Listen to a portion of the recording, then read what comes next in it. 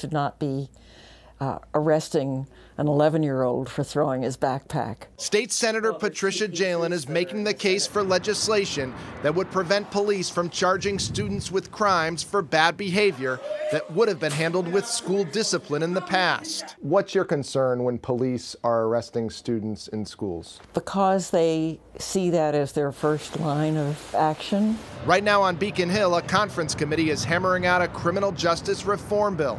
Jalen and a coalition of advocates and legislators want to make sure it addresses this issue. School resource officers would be trained to keep students safe without making unnecessary arrests. And nonviolent behavior could not result in criminal charges. They were being disruptive in science class, engaged, turned around, and said, "F science." This Woburn 14-year-old was charged with disturbing school assembly for that outburst. Our investigation found he's hardly alone. Records we obtained showed that in Boston, 24% of the arrests were for nonviolent offenses. In Brockton, 43%, and in Worcester, 45%. Once you get arrested, the chances of dropping out, becoming involved in other bad behavior, are much higher. Now, Senator Jalen says she is hopeful the compromised version of the criminal justice reform bill will address school arrests.